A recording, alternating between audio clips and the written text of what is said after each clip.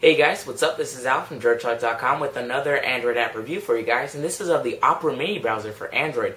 It's just been upgraded and taken out of beta. It's a really fast browser because it does server-side rendering, which means it actually loads up all the data from the server that Opera has and then pushes it straight to your phone, so it makes web browsing significantly faster. And it has quite a few settings, looks pretty decent. It's by Opera Software, so let's go ahead and get started and take a look at the app itself. Alright guys, so there we have the red O for the icon, which stands for Opera, and it says Opera Mini. So we'll go ahead and launch open the app, and you can see it says Welcome to Opera Mini 5.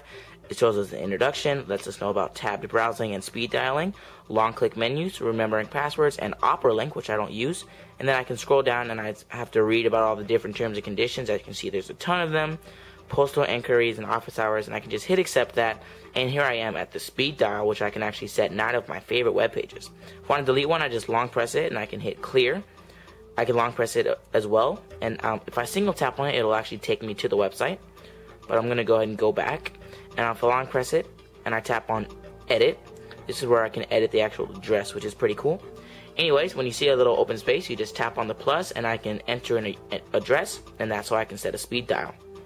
So up on top you see it says Opera Mini, lets us know that, and when I go to a website like the New York Times, it actually says the name of the website up there. That's the reason for that. You can see the web browsing is just insanely fast.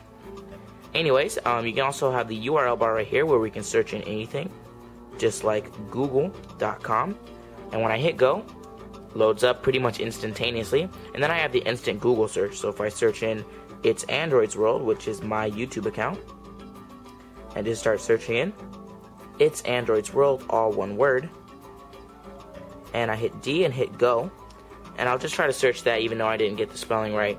And as you can see, it didn't show anything, but it did take me to Google and do an instant Google search.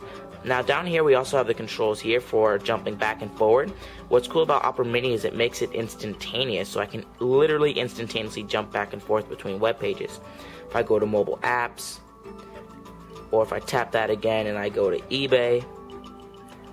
ebay.com. This is completely unique to this browser. It loads up, you see it loads slow and then all of a sudden shoots up. You see the browsing experience is also great, but what I want to show you guys is back, forward. It's literally all instantaneously, which is great. There I have the refresh key, which lets me actually refresh the browser. You can see the web page is loading up there, and I can stop it. I can tap windows, and this is where you navigate by scrolling through your windows, so I'll just tap plus and add a new one, tap plus and add a new one. And you can see all you do is just scroll through, and it just actually does kind of like cover flow. You just kind of scroll through the one you want and then let go, and it's right there. Tap the X twice to close it, and there you go. That's the windows. You can also tap that little actual question mark there, and this is where you get the settings, like the toolbar for bookmarks, history, start page, saved pages, downloads, settings, find in page, and help. So I'm just going to go to a page real quick. I'll just go to the NY Times and let that load up. You can see there's a little pinwheel on it. There's the progress bar. Loads up extremely quick. Now I can tap menu and I can find in page, so I can search anything, which I'll just search in go, and I'll hit search. And you can see it finds anything that has to do with go, which is cool. Also tapping that preferences thing, I can go to bookmarks, and this is where I can add bookmarks and manage them. And I can add the current one I'm on there, and I can look at RSS feeds, which is also cool. Tapping that again, I can go to history, and this shows me all my browsing history, and I can clear it all, and then hit yes, and it's cleared. I can go to the start page, which is my speed dial. Go to saved pages, and I can save specific pages. I can go to downloads, and I can download images, and I'll just show you guys how to do this by going to google.com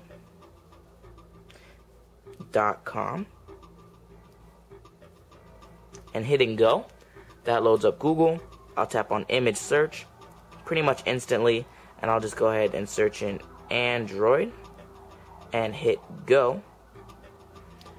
Links are pretty interesting to select on here. It's not really, you'll see it's very smooth though. Very smooth browser. The physics engine seems to be identical to that of the iPhone. So I find an image and I tap on it and I hit view full size because I want to view the full size image.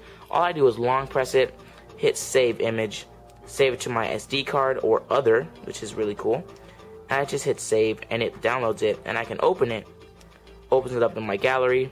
There it is. Got pinch to zoom and everything. So very cool. Go ahead and jumping back again, it is instantaneously. Unfortunately, no pinch to zoom. If I go to a website again like ebay.com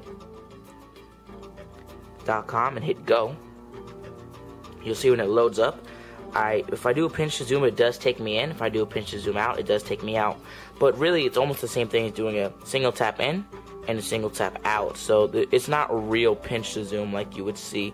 You can't choose what level you're on or anything. So that's one unfortunate thing. But the browsing experience is extremely smooth, which is great. Tapping the Preferences tab again, we can go into the settings, load images on and off, the image quality, which I'll set on high, the font size, which I'll have on large, mobile view on and off, full screen, which I'll turn on, Opera Link, which I don't use, privacy, and I can have it remember passwords and cookies, and I can clear passwords and cookies in history, which I already showed you how to do. And then there's some advanced settings, which you really should not mess with unless you want to mess up your browser or even have the risk of doing so. Anyways, I'll go ahead and reload all the changes. You can see my notification bar and that little red app up there is gone, and so is the bottom bar, and it's completely full screen now, which is great. Full screen web browsing experience. So you see when you're all the way out and all the way up, you have it, and when you tap menu, you get everything back except for the red bar. So Opera Mini browser, absolutely phenomenal browser, screaming fast. Let's go ahead and do a very quick comparison here. I'll go into the browser, and I'll go ahead and type in ebay.com.